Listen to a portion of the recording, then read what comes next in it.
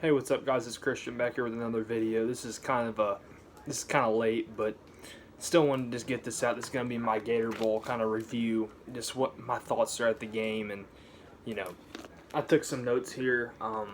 Some of this is gonna be in order, some of it's gonna be out of order. It's just gonna be jumbled up. I'm gonna try to stay mostly in order though. Final score: Tennessee 23, Indiana 22. First thing I want to talk about is just the resolve of this team is unbelievable, man. You think about, you know, losing to Georgia State and BYU to start off the year, and then going to Florida the way they did, and then that team meeting happened, and it's just like something clicked. Even in the Georgia game, even though they got blown out, they still showed signs in that game. And then winning 7 out of 8 to close out the year is just crazy, man. First thing I have on here is I liked going for it on 4th and goal in the first quarter. I think it was our second possession. I liked going for it on 4th and goal. I just didn't like that play call. I think it was like a fade to Wood Anderson. I didn't like that play call at all. It was like Butch in the swamp in 2017, just throwing it 4 times when you're on the goal line. I didn't like that, but other than that, I liked going for it there. I just didn't like the play call. Hopefully you guys can hear me. I'm trying to keep my voice down a little bit because I'm still staying in the same place. First half, we had 3 trips to the red zone, and we only had 6 points. You can't do that, man. If you think about it, we could have been up 21-3 at halftime or 17-3, and we were up 6-3. So, you gotta get 6 as much as possible. Oops, hold on. You gotta get 6 as much as possible when you're in the red zone. One thing that was infuriating for me in the first half and throughout the game, we jumped offside like 4 times, and like all of them were on 3rd down. We just kept jumping offside, and I was like, "What the heck? Stop jumping offside!" It's like there's no solution for it. The coaches can't do anything about that. All I can say is don't jump offside. They can't really do anything about that. But, after Indiana goes up 10-6, Ty Chandler has a return where he goes down to about the 45. I was listening to the game I was on the road for like a little bit of this game. Thankfully, I was driving when or I wasn't driving, but I was in the car when Garantano threw that pick 6, or I probably would have broke whatever TV I was watching it on. Oh my goodness, man. Because Ty Chandler has that good return to get it down to about the 40. Then Jarrett Garantano throws a god-awful pick 6. And he threw it like 5 yards behind Juwan Jennings. That was probably the worst part about it, is how far behind him he threw it. It was just a bad throw. It was the right. It was kind of like what Tim Hasselbeck said on the broadcast. It looked like it was the right read, just a bad throw. And you can't let stuff like that happen. 17-6. I think I heard Garantano say in the post game that, the coaches told him, "You're going back in next series. Just calm down. Get your head right. Just calm down, and we're gonna put you back in next series." So, I think that was smart to let him just relax a little bit. I did love putting Quavaris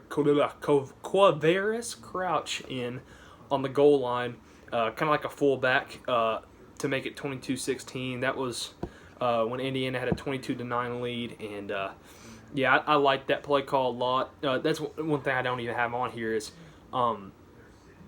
the defense forced field goals a lot last night, which obviously helped us win. I liked putting Quavaris Crouch in there on the goal line, kind of to make him like a, kind of like a fullback, and obviously he punched it right in and make it 22-16. The surprise onside kick, it was absolutely flawless, and Paxton Brooks could not have hit that ball any better. He kind of just chipped it up there like he was on the side of the green. He just chipped it on up there, and it was perfect, like it was nothing. That could not have been any better for us. Let's see, where am I here? But yeah, I thought that was a great call by Pruitt. You could tell he probably had that saved like all year in his back pocket, and he just didn't run it yet.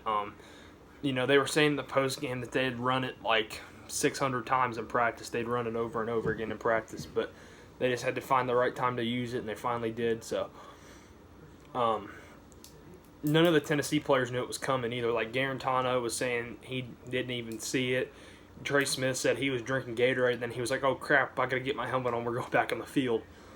So yeah, from the resounding statement from Tennessee players on that onside kick was, "Holy crap! Did that just happen?" Eric Gray was pretty adamant during the press conference, and he was like, he didn't know where the ball was, but he was like, "I'm just glad I caught it when it went 10 yards," but he caught it exactly at the 45. He's kicked from 35 also, but he caught it exactly at the 45. So that was big, obviously. Once we got that onside kick, I'm not gonna say I pretty much knew we were gonna win, but I felt very confident. That face mask on Indiana, where Palmer had that catch, that was a pretty good pass anyway. We would have been on like the 30, but then face mask to Palmer, and that really kickstarted the drive. That was like the first play of the drive. Face mask to Palmer, put us on the 15. And then Eric Gray punches it in to take the 23-22 lead. I honestly, since there was like 3:53 left, I think, or something, I thought we scored too quick. I'm just going to be honest. But we didn't. Indiana did go right down the field, but I don't remember their kicker's name, but he is terrible, by the way. I don't know how he got all conference, but he misses the 52-yarder for the lead, and it looks like we haven't won. But, of course, we don't get the first down. Indiana gets one more chance, but they don't really do anything with it. I mean, they kind of started to amount to drive, but then they had like 4 straight incompletions. That last fourth down call didn't even make sense to me, but I was not complaining. Obviously, I was going to take anything I could get. But yeah, that last fourth down call didn't make much sense to me. But yeah, so they didn't really do anything with it. One thing I'll say, Indiana quarterback Peyton Ramsey balled out last night. I don't know what his stats were, but man, you could tell that dude's a gamer and he wanted it bad. But unfortunately for him, it just didn't work out. I got a lot of respect for that kid though, and that whole Indiana team, that coaching staff. Tom Allen's doing a good job there. He seems like a class act, so I'll be cheering for them next year unless we play them again. And honestly, I think this game was really this season just in one game. You had us getting down and us crawling and scratching to get back up. You had Garantano getting taken out for a drive, which happened a bunch this year.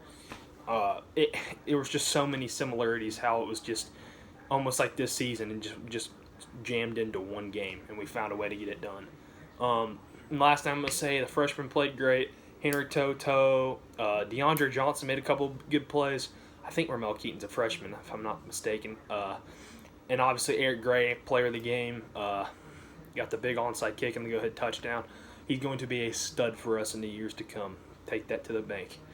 And finally, it was a great way for the seniors to go out. Juwan Jennings, Nigel Warrior, Darryl Taylor, Batuli, who got hurt in the game. He was having to look to the sideline like this because he poked his eye out.